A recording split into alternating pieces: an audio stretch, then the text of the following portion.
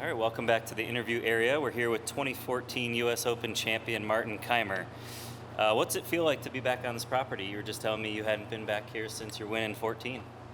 Yeah, last time I was here was when I won. So, I live in Germany, and it's not really a place that you just swing by quickly for a couple of days. So, and obviously coming here with all those good memories. Yeah, when I played today, it really felt like I left yesterday.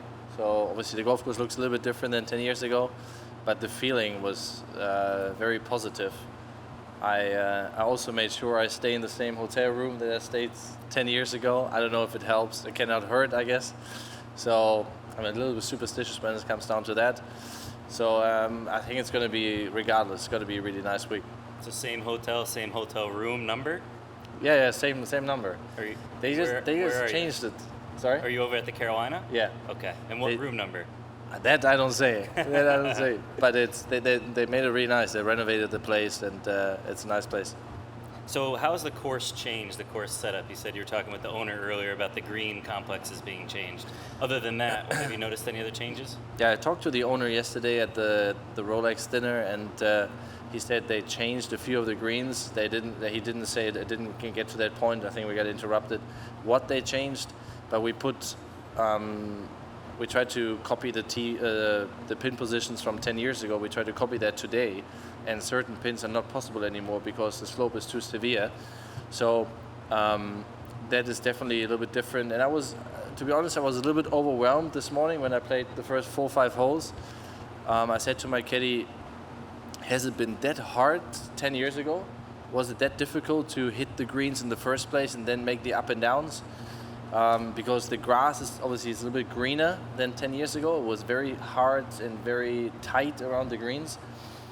So it was fairly easy to use the Texas wedge back then. Right now it's a little bit more tricky because the ball bounces a little bit more around the greens. So I found it really hard, the way the golf course played today. And as you mentioned, especially around the greens, to make up and downs it's going to be a good challenge. And when you think back on that week, I know it's been 10 years ago, but what are some outstanding memories that you remember, that you recall from that week? I watched the highlights from the Golf Channel. They had a 20-minute highlight show on, and I watched it last night, and it really stood out how well I putted within 10 feet. First of all, I really avoided all the big numbers, double bogey, triple bogeys, which can happen here quickly. And I made sure once I missed the green that the worst I made was bogey. And I didn't make that many bogeys because, as I said, I was quite good within 8 or 10 feet around the hole. But I feel like this week it's quite difficult to get it in that circle around the hole, that 8 to 10 feet circle. So that was, I think, the key to my success. Obviously, I played well. Yes, but I think I didn't make many mistakes on the greens. We'll open it up to questions. Gary? Martin, your form then was excellent. You'd won the Players very recently prior to coming here. Do you remember your first impression of the presentation of the golf course, which was very different from what it was in '99 and 2005, the two prior U.S. Opens? Do you remember what you thought when you saw it for the first time?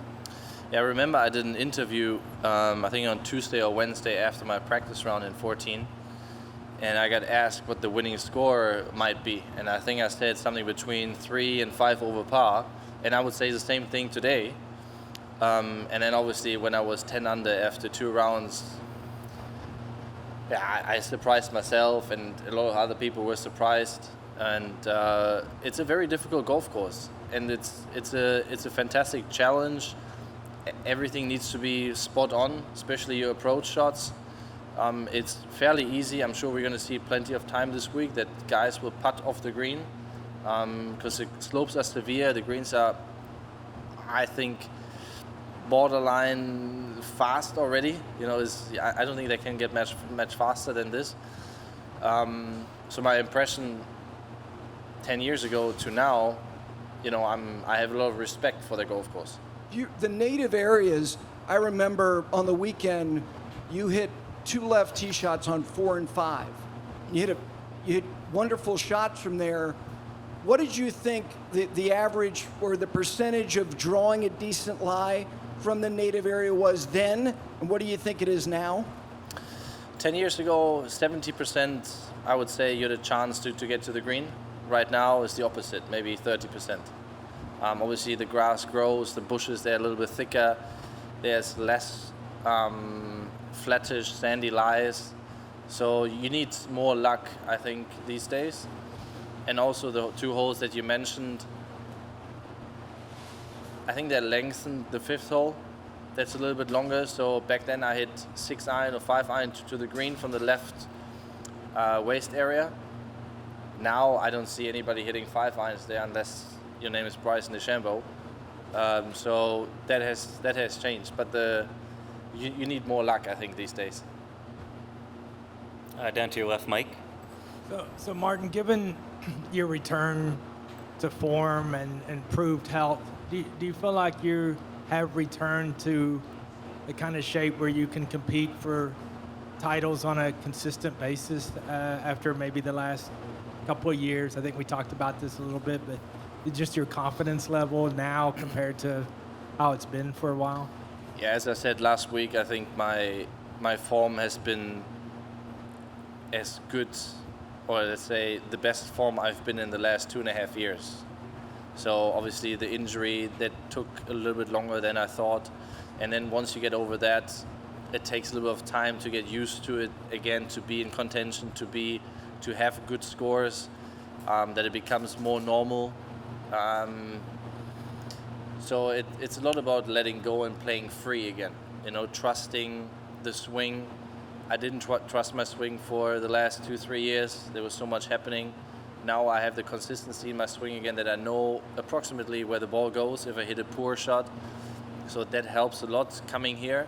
But obviously my form is not as good as it was 10 years ago. I won the Players' Championship. I was in total control of my game. Right now I'm on a very good path, and my mindset, I think, is very positive, and I really look forward to that challenge. If you would have asked me that question 3-4 months ago, I would have been a little scared of that place. But now I have a lot of respect for the place, but I think I can do well here. And I did want to ask you too about the win on Sunday for the team standpoint. You've obviously celebrated individual titles, you've celebrated Ryder Cup championships. What was that kind of celebration and feeling like coming off of Sunday in Houston? I always was a big believer in, that is how I approach the Ryder Cup. I try to be very selfish when it comes down to the golf. I try to do my very best, because ultimately this is the best you can do for the team. If you have a good round, you will help the team the most when you can do that. Last week, obviously I was trying to finish as high as possible. I did my best. Once I was done, I hope that Adrian would have given himself an even better chance to win the title individually. He finished second, which was a great result. He had a really good week. But I was just very proud the way the 4 of us played. We were, I think from the beginning of the year, we were the underdogs. No one really thought that we can win one of those things. Even me, I thought, if we can get a couple top 3, top 5s during the year, that would be good. But then how, the way Adrian played, the way Richard, when he won the PGA recently, we were all in a good mood, and we're all trending in the direction that we want to. So I guess it was just a matter of time. I was surprised a little bit that we won last week, because talking with the other guys, how much bad happened to them, how many poor holes they had, and how many opportunities I also left out there, and we still won. That was the best sign that we could have gotten moving forward. So that was a nice feeling, and that was obviously, this is what that tour is all about. That team spirit, and that is a nice part of the of the game of golf, that we can play both team and individual. Did you and Adrian fly up to Pinehurst together? Sorry? You and Adrian come to Pinehurst together? Yeah, we wanted to fly out Sunday, but I think now talking to Scotty Scheffler, Bryson, and a few other guys. It was a good thing that we didn't fly out Sunday because I think it was very, very bumpy coming in here. So, and I'm scared, I don't like flying. So we took a flight Monday morning to Raleigh and then drove down here. Thanks. Thank you. Oh yeah, in the back here, Ben. You mentioned earlier about trusting your game. How do you get to the point where you can apply that trust in your swing during a competitive round? Obviously, every shot you are trying to hit, you have a plan. And how many times does it actually happen, is very rare. So this I would call the perfect golf shot, and we don't do many of those, but the bad ones, they're not as bad as others. So if you hit the ball the way you want it and the trajectory comes off the way you want it, you control the spin, you control the ball flight, then confidence will come. And then the next step would be the results. Then you need to see good results. Once you have those two parts, control over the ball flight and the strike of the ball, plus the positive results, then you just need to wait until it feels comfortable and you don't doubt yourself as much anymore. And then it's just a matter of time, I guess. You also mentioned you and other players talking about being so close, but the results not always matching. What are the challenges mentally when you feel your game is trending, but you're not having the results that you want? I believe the biggest challenge is that you should not compare yourself to others. It's very easy to see the other guys having good results, winning events, and if I would have avoided this and this mistake, I would have been there. You always go down that road that if I would have done this or that. So I think comparing yourself to others and what you are capable of doing, this is the wrong way of approaching it. I think you really need to see the facts and stay in the moment where you are right now, and just keep believing that eventually it will happen. But in our sport, it's so fast living. Next tournament is the week after, and then everybody has forgotten about the week prior before that. So you're always on to the next. It's very difficult staying in the moment and being present in this job, I think. We do have one question from our Cisco WebEx here. Much was made about how much you putted off the green during your championship week in 2014. Is that still the game plan, or has that changed at all with some of the new surrounds? I mean, again, back then I felt okay chipping around those greens, but I really wanted to avoid silly mistakes that led to double bogeys. So that's why I putted off the greens. This week, it might be a little bit different. I might be chipping, I might be using the rescue a little bit more often, or the hybrid around the greens, because of the length of the green. The grass is a little bit higher, a little bit thicker, so it's not as tight as it used to be. It depends a lot on the situation. Back then, it was never really a question for me. I took the putter and I did what I did. I tried to get it within 8-10 feet and then hope to make the par. So this week, I might approach a little bit different. And final question here, Gary. Yeah, Martin, in the 3 U.S. Opens they've had here, there are a number of players champions who have finished in the top 6. You obviously won here. Tiger has a second and a third. Phil has a second. Sergio, Adam Scott, Tim Clark, Hal Sutton, Davis Love III. Is that entirely coincidental? Or is there something about these two golf courses that don't look anything alike that have a similar approach? Which golf was this one?